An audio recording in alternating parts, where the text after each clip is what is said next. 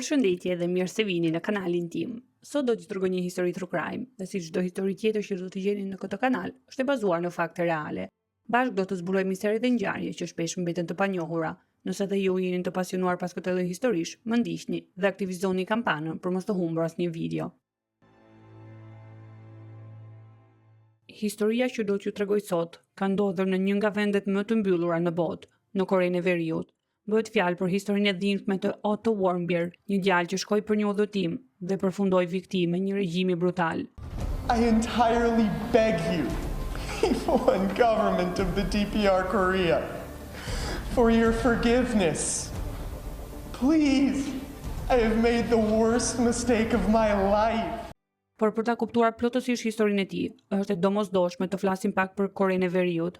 Korea e Veriut është një nga diktaturat më të rrepta dhe të izoluara në planet, që nga viti 1948 vendi është qeverisur nga njëjta familje, familja Kim, dhe sot është në duart e Kim Jong-un, i cili kontrollon çdo aspekt të jetës publike dhe private. Në këtë shtet, qytetarët nuk kanë as lirim për të menduar dhe as për të folur. Kritika ndaj regjimit është e ndaluar. Jeta e përditshme rregullohet deri në detajet më të vogla. Nuk mund të vishësh si të duash. Gjinset janë të ndaluara sepse për regjimin ato përfaqësojnë ndikim negativ të perëndimit. Ekzistojnë vetëm disa modele flokësh të lejuara nga shteti. Për meshkujt është e ndaluar të imitojnë prerjen e Kim Jong-un. Nuk ka internet të lirë. Qytetarët kanë akses vetëm në një rrjet të brendshëm, të kontrolluara nga qeveria, pa lajme të huaja dhe pa rrjete sociale. Dëgjimi i muzikës së huaj apo shikimi i filmave është krim. Disa njerëz janë ekzekutuar për shkeljen e kësaj rregulle. Të posedosh një Bibël dënohet me vite pune të detyruar. Feja shihet si kërcënim ndaj ideologjisë së regjimit. Telefonatat ose mesazhet jashtë vendit janë të ndaluara. Çdo komunikim survejohet. Kush përpiqet të kontaktojë familjar jashtë, rrezikon të përfundojë në kampet e burgimit. Të ngasësh një makinë është privilegj vetëm për elitën e partisë. Shumica e popullsisë nuk do të ketë kurrë mundësinë të hipë në një makinë. Në Korenë e Veriut, nëse lind fëmijë punëtori, nuk do të mund të bëhesh kurrë mjek apo dikush tjetër. Aty njerëzit janë të detyruar të ndjekin gjurmët e prindërve të tyre. Nuk ekziston liria për të zgjedhur një rrugë tjetër. Për më tepër, të gjitha informacionet kontrollohen dhe manipulohen nga shteti. Një shembull i njohur është kur media shtetërore deklaroi se Korea e Veriut kishte fituar lojrat olimpike në vitin 2018. Ky është një shembull i manipulimit të fakteve për të krijuar një imazh artificial suksesi. Edhe udhëtimi jashtë vendit është pothuajse i pamundur. Pasaporta koreane veriore ekziston, por u jepet vetëm zyrtarëve të regjimit, portizëve apo diplomatëve dhe gjithmonë në mbikëqyrje të rreptë. Qytetarët e zakonshëm nuk lejohen të largohen nga vendi dhe kush përpiqet të arratiset, rrezikon arrestim, torturë ose edhe vdekje. Nëse dikush bën një veprim kundër regjimit, nuk ndëshkohet vetëm personi, por e gjithë familja e tij, prindërit, fëmijët dhe kushërinjt mund të përfundojnë në burg apo të internohen. Në Korenë e Veriut, faji është kolektiv. Dhe në këtë vend, arma më e fortë e pushtetit është frika. Dhe është pikërisht në këtë kontekst që në dhjetor të vitit 2015, Otto, një djalë amerikan 21 vjeçar, vendos të udhëtojë drejt kryeqytetit të Koreas së Veriut për vitin e ri. Një udhëtim që duhet të ishte një përvojë ndryshe, por që përfundoi në një makt pa kthim. Otto Frederick Warmbier lindi me 12 dhjetor 1994 në Cincinnati, në Ohio, në Shtetet e Bashkuara. U rrit në një familje shumë të lidhur, me 2 vëllezër dhe prindër që ishin gjithmonë të pranishëm. Është një djalë i zgjuar, kurreshtar dhe shumë shoqëror. Në shkollën e mesme ishte sportist, merrte pjesë në shumë aktivitete dhe u shpall nxënësi më i mirë i vitit. Kur filloi studimet në Universitetin e Virginias, u bë pjesë e një grupi studentor dhe mori pjesë në disa programe verore jashtë shtetit në vendet aziatike dhe fliste rrjedhshëm gjuhën kineze. Otto është i njohur për pasionin e tij për të udhëtuar në vende të pazakonta për turistët amerikanë, jo për pushime klasike, por për të mësuar mbi kulturat dhe sistemet e ndryshme politike. Kishte vizituar vende si Kuba, Izraeli, Egjipti, Maroko dhe Tajlanda, gjithmonë duke kërkuar përvoja që sfidonin dhe i hapnin mendjen. Në dimrin e vitit 2015, ndodhej në Kinë për një program të shkurtër universitar. Gjatë pushimeve të dimrit vendosi të bënte diçka ndryshe, të eksploronte një vend që pak njerëz guxojnë ta vizitojnë, pikërisht Korenë e Veriut. Për të realizuar këtë udhëtim, u drejtua agjencisë Young Pioneers Tours, një kompani që organizonte tura në vende të vështira si Irani, Çernobili apo vetë Korea e Veriut. Slogani i tyre ishte i qartë: udhëtime drejt destinacioneve të paarritshme për njerëzit e zakonshëm. Turi nisej nga Pekini në Kinë dhe premtonte një përvojë të veçantë për festat e vitit të ri në kryeqytetin e Koreas së Veriut, në Pyongyang. Otto ishte i magjipsur nga bota dhe mendonte se për të kuptuar me të vërtet një realitet, duhet ta përjetosh vetë. Me 29 dhjetor 2015, Otto mbërri në Koreun e Veriut së bashku me një grup prej 10 turistësh. Në grupin e udhëtarëve, Otto ishte i vetmi amerikan. Të tjerët ishin nga vende si Britania, Australia, Gjermania apo Kanadaja. Pavarësisht burokracisë së ashpër, ata arrin të hyjnë në vend pas kontrollave strikte në dogan. Në aeroport i presin di guida zyrtare koreane veriore, gra shumë të sjellshme, gjithmonë të buzëqeshura, por që nuk i lën vetëm asnjëherë gjatë gjithë udhëtimit. Programi përfshin vizita vetëm në vende zyrtare, si statuja Kim Il Sung, Pallati i Diellit dhe metroja e Phenjanit, e ndërtuara për të treguar lavdinë e regjimit. Grupi qëndronte në një hotel, një ndërtesë me gati 50 kate, i ndërtuar mbi një ishull. Guida zyrtare u thot turistëve se kati 5 i hotelit është i mbyllur dhe se askush nuk mund të hyjë atje.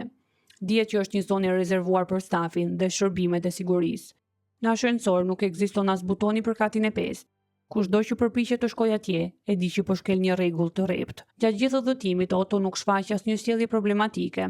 Është shoqëror, i interesuar, gjithmonë i sjellshëm dhe me respekt. Të gjithë në grup e përshkruajnë si një djalë të mirë, por diçka ndodh natën mes 31 dhjetorit dhe 1 janarit 2016. Me 31 dhjetor 2015, grupi i turistëve organizon një festë të vogël për vitin e ri brenda hotelit, ka ushqim, disa pije dhe muzikë. Rreth orës 2 të mëngjesit, nata e vitit të ri përfundon. Disa prej turistëve kthehen në dhomat e tyre, disa qëndrojnë në korridor për të biseduar. Mëngjesin e 1 janarit 2016, Otto ha mëngjes dhe merr pjesë në vizitat që kishin mbetur në program. Ditën tjetër, me 2 janar, grupi përgatitet të largohet nga Korea e Veriut. Ka një fluturim të planifikuar drejt Pekinit. Në aeroport, ndërsa janë duke pritur për të embarkuar, disa agent koreano-verior futen në terminal dhe shkojnë drejt te Otto. E thrasin me emër, e marrin me vete para syve të të gjithëve, pa dhënë asnjë shpjegim. Askush nuk guxon të bëj pyetje, shokët e udhëtimit janë të tronditur, nuk kuptojnë se çfarë po ndodh. E vetmja gjë që dinë është se Otto nuk do të hip në ato avion, që nga ky moment, për më shumë se një muaj, askush nuk di ku ndodhet Otto Warmbier. Qeveria koreano-veriore nuk jep asnjë informacion, asnjë deklaratë, asnjë letër dhe asnjë telefonat. Familja e tij është e dëshpëruar, fillojnë të shfaqen artikuj në gazeta, pastaj reagojnë zyrtarët amerikanë, por regjimi vazhdon të heshtë. Pas javësh presioni nga autoritetet amerikane, autoritetet koreano-veriore vendosin më në fund të japin disa përgjigje mbi situatën e Ottos. Sipas versionit zyrtar të regjimit koreano-verior, mes natës së 31 dhjetorit dhe 1 janarit 2016, më saktësisht rreth orës 2 të mëngjesit, kur festa e vitit të ri kishte përfunduar dhe shumica të ftuarve po ktheheshin në dhomat e tyre, Otto ishte ngjitur në katin e 5 të hotelit. Kati 5 nuk është i aksesueshëm me ashensor, siç e përmend edhe më parë. Në panelin e butonave nuk ekziston as opsioni për të shkuar atje. Për të mbërritur, duhet përdorur një shkallë anësore e shërbimit. Pra, nuk është një vend ku mund të shkosh gabimisht. Nëse arrin atje, do të thosë se ke kërkuar me qëllim. Por pse është i ndaluar ky kat? Çfarë fshihej atje dhe pse nuk lejohet që askush të afrohet? Askush nuk e di me siguri. Nuk ka asnjë informacion zyrtar, por sipas shumë dëshmive, kati 5 përdoret nga shërbimet e sigurisë për veshgim dhe kontroll të brendshëm. Mendohet se aty ndodhen pajisjet e përgjimit që regjistrojnë çdo lëvizje dhe bisedë të vizitorëve në hotel. Prandaj, hyrja ndalohet rreptësisht. Si provë për këtë akuzë, autoritetet publikojnë një video nga kamerat e sigurisë të hotelit. Regjistrimi është pa zë dhe me cilësi shumë të ulët. Në pamje shihet një figurë mashkullore. Fytyra nuk duket kurrë dhe është shumë e vështirë të identifikohet qartë. Megjithatë, për autoritetet koreano-veriore, këto pamje mjaftuan për të akuzuar Otto Warmbier. Sipas tyre, ai jo vetëm që ishte ngjitur në katin e 5, por kishte shkëputur nga muri një poster të madh propagande që lavdëronte Partinë e Punës të Koreisë së Veriut. Që nga ky moment, për 6 javë në vijim, nuk ka më asnjë lajm për Otton. Më në fund, me 29 shkurt 2016, autoritetet koreano-veriore organizojnë një konferencë për shtyp. Para kamerave shfaqet Otto Warmbier. Ishte i tmerruar, me kokën ulur, ai ishte i veshur me kostum dhe kollar dhe qëndron në këmbë para një mikrofoni i rrethuar nga gazetar vendas. Duket i hutuar, fytyra e tij është e tensionuar dhe sy të skuqur. Zëri i dridhet, lotot i rrjedhin në faqe. Nuk arrin të flasë qartë, flet me vështirësi dhe duket sikur është i detyruar. I entirely beg you, people and government of the DPR Korea, for your forgiveness. Please. I have made the worst mistake of my life. Lexo një deklaratë të përgatitur më parë. Deklaron se është fajtor, thotë se kishte vjedhur postrin me kërkesë të një kishe metodiste në Ohio, Friendship United Methodist Church. Sipas dëshmisë së tij, kishës ishte premtuar një makinë e përdorur me vlerë $10,000 nëse ai do të përfundonte një mision kundër regjimit. Më pas, përmend edhe një përfaqësues të një organizate studentore në universitetin e tij, i cili sipas tij kishte nxitur ta bënte këtë gjë për të treguar se ishte patriot amerikan. Në fund përfshin edhe qeverinë amerikane, duke thënë se ishte udhëzuar nga departamenti i shtetit. E gjithë kjo dëshmi është e gjatë, me shumë emra dhe detaje që nuk kanë asnjë kuptim dhe nuk përputhen as pak me realitetin. Otto duket si një djalë i tmerruar që po thotë atë që i është urdhëruar të thotë. Në video ai kërkon falje disa herë ndaj popullit korean, thotë se veprimi i tij ishte gabimi më i madh i jetës. Është e vështirë të thuhet në çfarë gjendje fizike apo mendore ndodhej Otto në atë moment, por një gjë është e qartë, nuk po flet me vullnetin e tij të lirë. Shumë ekspertë ndërkombëtar, përfshirë gazetarë dhe diplomatë, e deklarojnë menjëherë se bëhet fjalë për një rrëfim të detyruar, një praktikë tipike e makinerisë propagandistike të Koreas së Veriut. Me 16 mars 2016, rreth 2 javë pas rrëfimit publik, Otto dal në gjyq. Gjithçka zgjati më pak se një orë. Akuza kryesore është ajo për vjedhjen e postërit në katin e 5 të hotelit. Ky veprim përshkruhet si sabotim, një provokim i qëllimshëm kundër shtetit dhe një kërcënim për sigurinë kombëtare. Në fund të procesit, gjykata dënon Otton me 15 vite burg, me punë të detyruar, që në Korenë e Veriut do të thotë të kalosh ditët në kushte ekstreme, duke kryer punë fizike të rënda, shpesh në temperatura nën zero, me pak ushqim dhe pas një ndihmë mjekësore. Pas shpalljes së dënimit, Otto zhduket sërish. Askush nuk di ku e çojnë. Nuk dihet në cilin burg ndodhet dhe as në çfarë kushtesh mbahet. Familja vazhdon të dërgojë letra. Shtetet e Bashkuara nuk kanë një ambasadë në Korenë e Veriut, sepse dy vendet nuk kanë marrëdhënie diplomatike zyrtare. Kjo për shkak të programit bërthamor të Koreas së Veriut, shkeljave të drejtave të njerëzit dhe izolimit të saj ndërkombëtar. Për këtë arsye, Shtetet e Bashkuara nuk mund të kenë staf diplomatik apo një ambasadë në Pyongyang dhe nuk mund të ndërhyjnë drejt për të ndihmuar qytetarët e vet atje. Në vend të tyre, interesat amerikane në Pyongyang përfaqësohen nga ambasada suedeze, e cila luan rolin e ashtu quajtur fuqi mbrojtëse. Kjo do të thotë që Suedia vepron si ndërmjetës zyrtar midis qeverisë amerikane dhe asaj koreano-veriore për çështje humanitare dhe konsullore. Në rastin e Ottos, ambasada suedeze kërkoi disa herë leje për të takuar personalisht Otton. U përpoq të verifikonte gjendjen e tij shëndetësore dhe tentoi një ndërmjetësim për një lirim të parakohshëm, por regjimi i Koreas së Veriut refuzoi vazhdimisht. Për më shumë se një vit, askush nuk e di se ku ndodhet Otto dhe as në çfarë gjendje është. Pastaj, papritur, në qershor të vitit 2017, Korea e Veriut thyen heshtjen. Me 12 qershor 2017, sekretari i shtetit amerikan Rex Tillerson njofton se Otto Warmbier do të lirohet. Një delegacion amerikan niset menjëherë drejt Koreas së Veriut, por ajo që gjejnë është rënditse. Otto është në koma prej muajsh. E nisin menjëherë në një avion mjekësor dhe e kthej në Ohio me 13 qershor 2017. Në aeroport janë prindrit që e presin. Nuk e kanë parë djalin e tyre prej 18 muajsh, por pamja që shohin nuk është më djali që ata njihnin. Otto nuk flet, nuk reagon, nuk i përgjigjet asnjë stimuli. Është zgjuar vetëm në nivel vegetativ. I mban syt hapur, por nuk ndjek objekte me shikim dhe nuk njeh askënd. Sipas versionit zyrtar të regjimit, disa ditë pas gjyqit, Otto thuhet se ka kontraktuar një formë të rënd botulizmi, një helmim i rrallë nga ushqimi.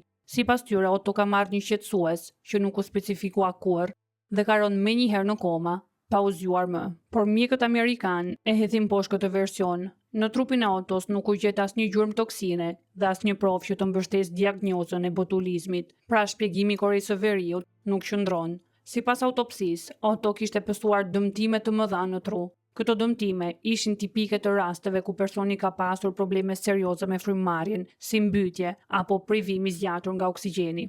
Disa ekspertë kanë ngritur hipotezën se dëmtimet në trurin e Ottos mund të jenë shkaktuar nga një teknikë rënd torture, e njohur si waterboarding. Kjo teknikë bën që personi të ndihet sikur po mbytet. Personit i mbulojnë fytyrën me një leckë dhe i hedhin ujë sipër, duke ndalur frymën për disa çaste. Waterboarding konsiderohet si një nga metodat më mizore të torturës.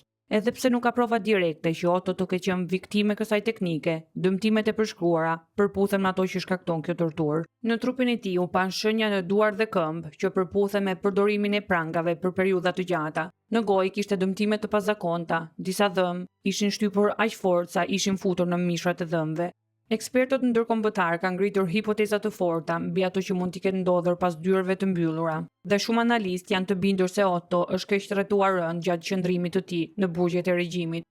Mendohet se Otto mund të jetë ekspozuar ndaj torturave fizike, i lidhur për orë të tëra në pozicione të dhimbshme, ndoshta i goditur në mënyra që nuk lën gjurmë pasi trupi i tij nuk tregonte shenja të dukshme dhune, por edhe tortura psikologjike, si izolim total për muaj të tërë, mungesë dëgjumi të qëllimshme, muzikë të lartë pa pushim për ta çorientuar dhe marrje në pyetje të gjata në ngërcënime. Me 19 qershor 2017, vetëm 6 ditë pasi u kthye në Shtetet e Bashkuara të Amerikës, Otto Warmbier, vetëm 22 vjeç, ndërron jetë në spitalin e Universitetit të Cincinnati. Pas ditësh pas një shenjë përmirësimi dhe me trurin e tij tërësisht të dëmtuar, familja mori vendimin më të vështirë të jetës së tyre, ta shkëpusnin nga aparatura që e mbanin gjallë dhe ta linin Otton të prehej në paqe. Familja e tij është e shkatëruar. Pak ditë më vonë, babai i tij, Fred Warmbier, del në një konferencë shtypi, veshur me xhaketë besh që Otto kishte veshur në videon e rrëfimit në Korenë e Veriut, si shenjë proteste. Para kamerave, në transmetim kombëtar ai thotë: "Djali im u torturua dhe u vra nga një regjim që nuk njeh mëshirë. Korea e Veriut nuk është një shtet normal, është një makinë njerëzore." Vdekja e Ottos tronditi opinionin publik në mbar botën. Në Shtetet e Bashkuara, qeveria reagoi me ashpërsi. Presidenti Donald Trump e dënoi publikisht Korenë e Veriut duke e quajtur një regjim brutal që nuk respekton as dinjitetin njerëzor dhe as jetën. Vetëm pak ditë më vonë, Departamenti Amerikan i Shtetit ndaloi zyrtarisht çdo udhëtim të qytetarëve amerikanë drejt Koreas së Veriut, madje edhe për turizëm. Korea e Veriut mohoi çdo përgjegjësi, pretendoi se Otto ishte trajtuar mirë dhe se vdekja e tij ishte thjesht një mister mjekësor. Nuk dha asnjë provë për këtë version, nuk bashkëpunoi me asnjë hetim dhe mbylli çdo kanal komunikimi. Por prindrit e Ottos nuk u ndalën. Në vitin 2018 vendosën të padisin drejt për drejt qeverinë e Koreas së Veriut, duke akuzuar për vrasje, torturë dhe rrëmbim personi. Çështja u çua përpara një gjykate federale në Washington DC. Gjatë procesit, prindrit dëshmuan me lot në sy, rrëfyen jo vetëm dhimbjen për humbjen e djalit, por edhe 18 muaj të heshtjes, ankthit dhe mungesës totale të informacionit, dhe më pas, traumën e madhe kur e pan djalin e tyre të kthehej në gjendje vegetative, me dëme të parikuperueshme. Në dhjetor 2018, gjykata dha një vendim historik. Korea e Veriut u dënua të paguajë $501 milion, dëm shpërblim për familjen Warmbier. Natyrisht, ky ishte një vendim simbolik. Korea e Veriut nuk njeh as jurisdiksionin amerikan dhe as vendimin gjyqësor dhe nuk do ta paguajë kurrë atë shumë. Historia e Ottos përfundoi në mënyrën më tragjike dhe misterioze, dhe ndoshta nuk ka pasur kurrë të bëjë vetëm me një poster. Në Korenë e Veriut, Shtetet e Bashkuara nuk janë thjesht një shtet tjetër, por janë armiku i përjetshëm, që në fëmijëri fëmijët mësojnë në shkollë ta urrejnë Amerikën. Filmat, librat, reklamat, madje edhe monument publik përcjellin një të vetme ide: Amerika është armiku absolut. Në këtë kontest, shumë analistë besojnë se Otto nuk u arrestua për veprimin që sipas tyre kreu, por pikërisht për shkak të shtetësisë së tij amerikane. Këto ishin të gjitha informacionet që kisha për këtë rast. Po ju çfarë mendoni? A ishte Otto një viktimë e pafajshme, apo mendoni se u përdor si peng politik? Shkruani mendimin tuaj në komente. Faleminderit që kaluat kohën tuaj me mua. Nëse ju pëlqeu kjo video, ju lutem bëni like dhe subscribe në kanalin tim. Ne shihemi sërish në videon e radhës. Deri atëherë, ju uroj gjithë të mirat dhe mirupafshim.